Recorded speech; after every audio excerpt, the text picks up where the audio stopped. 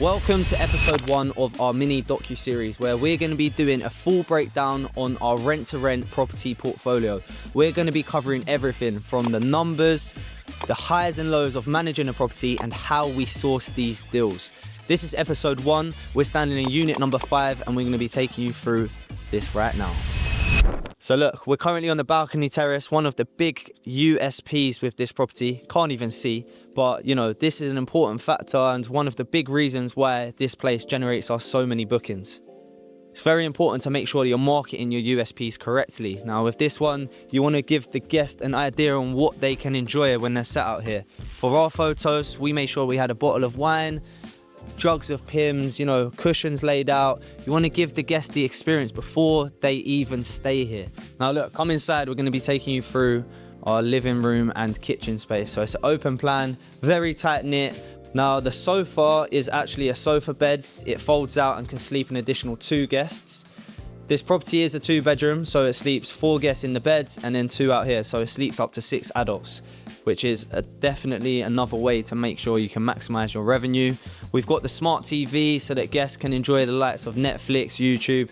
And another important factor is when you're marketing your property, you want to make sure that the Netflix is showcased on your property, because if a guest is looking at their listing and they're just seeing a black screen, you know, what's going to look better? If you've got Netflix on the screen, showing them an additional feature of the property, or just a black TV?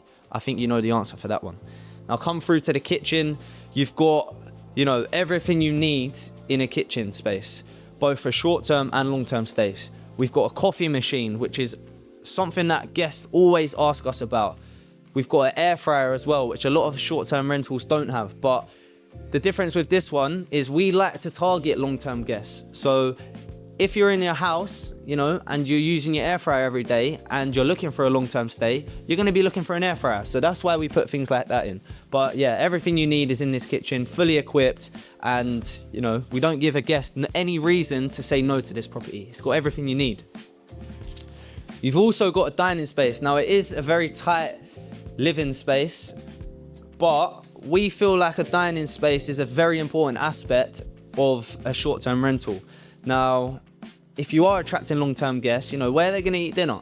They don't want to eat dinner on the sofa. They need to have somewhere to eat. So we've actually turned down deals in the past because there hasn't been room for a dining space. But we've made it work with this one. Small round table with 4 seats, and yeah, it gets the job done.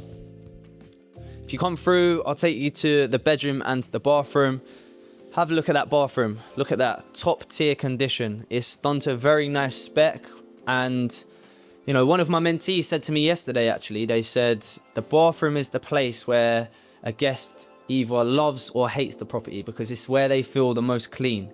Now, again, this place, we've kept up to standards with it. We've made sure that we've replaced the silicone, things like that when it gets a bit moldy. So, you know, giving guests that 5-star experience that they're looking for. Through here, you've got another double bedroom. It's got literally everything you need. Bedside table, nice picture frames. You'll be surprised what picture frames do to a property. I mean, if you look at this property and it didn't have anything and the walls were bare, it's not it. So 30 quid each, you know, does the job, and you're maximizing your revenue. This is what it's all about. Adding little features here and there, soft furnishings that are going to maximize your revenue. Let's go through to the next bedroom, which again has another ensuite.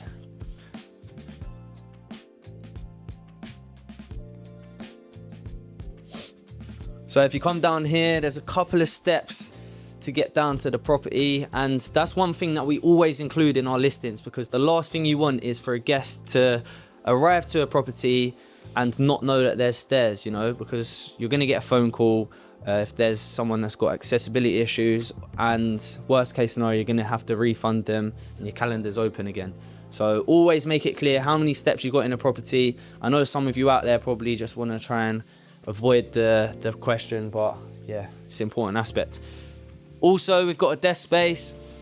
I mean, this property lent itself quite nicely to include in this, so we didn't have to do much. But again, this property, it's all about ticking boxes in this game. Having a workspace that people are going to be comfortable working at is a very important aspect. Alongside the Wi-Fi, you know, when you got to think about people that are going to be staying here on a long-term basis, because that's what you want to get in your head. You don't want to just have weekend guests. You want to make sure that it's got everything it needs for a long-term guest. And then through here, you've got the ensuite. It's a bit small, so maybe you just go in there. But again, done to a very nice spec. One of the reasons why we actually wanted to take on this property, actually, because, you know, the bathrooms are beautiful, nice and fresh. But yeah, let's go upstairs and we'll break down exactly how we found this deal, the numbers, and also the problems that we faced during this property.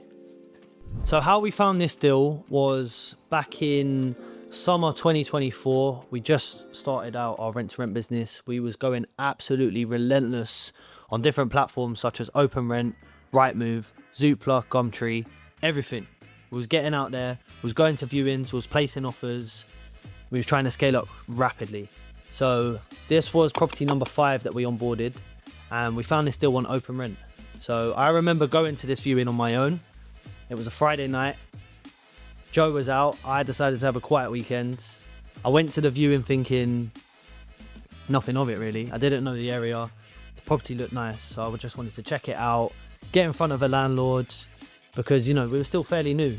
You know, it's good practice to go to these viewings regardless. So I came to this property. It was completely unfurnished. It was a blank canvas, but yeah, I just loved the space. I knew that we could work with it. The balcony was a great addition. We've got parking included as well. And yeah, we decided to go for it. Now, over the last couple of years, we've built a fantastic relationship with this landlord. It's an older lady and she's actually a portfolio landlord. And we've got 3 properties from her now, soon to be 4. We just viewed one yesterday and they're going to place an offer on that. So the moral of the story here is, you know, you never know where a conversation can take you, where a viewing can take you. We are going to do a separate episode on the 2 properties that we've got downstairs, because this is a 2-bedroom flat that lives within a very large house that's been converted into 4 flats. We've got 3 of them. We're waiting for the 4th to become available, and then we've pretty much taken over the whole house. So when we actually were negotiating in terms of onboarding this property, one of the most important things to do is understand a landlord's position and, you know, what their intentions are. This landlord in particular had previously suffered a very bad experience with a standard AST tenant. She rented her property out to a restaurant owner who, you know, was earning good money, passed all of the reference checks and whatnot, and he decided that he was just going to stop paying rent. So she went through a very long process of, you know, evicting him and had to miss out on months of rent just because, you know, he decided that he wasn't going to pay it. And unfortunately, in this industry, you know, when you're a landlord, these types of things can happen all the time. So I think one of the main selling points for us was the fact that our business meant that she was protected. If we didn't pay her rent, she would be able to have the authority to take it back. But also we provide that guaranteed rent. You know, we didn't give her any reason as to the fact that we wasn't going to be able to pay that rent in the first place. We made sure that we was trustworthy people and she bought into us. So look, you need to be making sure that when you do go to these viewings and you are speaking to these landlords, you're listening just as much as you're pitching, because that's when you can adapt that pitch and make sure that, you know, you are the right person for what they're looking for. So for the setup and furnishing of this place, we spent around £3,000 in total. As mentioned before in the video, it was a completely blank canvas, which means we had to get the living room and the kitchen sorted, both double bedrooms, the outdoor furniture, TV, dining space, the lot. And that comes to around £3,000. Now, we've decided to tick as many boxes as we can on these booking platforms such as Airbnb and Booking.com, so that when the guests are looking for a particular feature, such as a air fryer, coffee machine, we've got those. You know, we're always going to be appearing on the listing. So we've decided to fully kit out the place. There's been nothing that we've missed, and for £3,000 I don't think we did bad at all. Now, we do rent to rent on this property, so that means that we pay a fixed monthly rent to the landlord throughout the whole year, and whatever we make on top we get to keep. The rent that we managed to negotiate with this property was $2,200, and the bills average at around £300, which includes the council tax, your energy costs, and all of your Wi-Fi. Everything's included. So you're looking at expenses of around £2,500 on a monthly basis.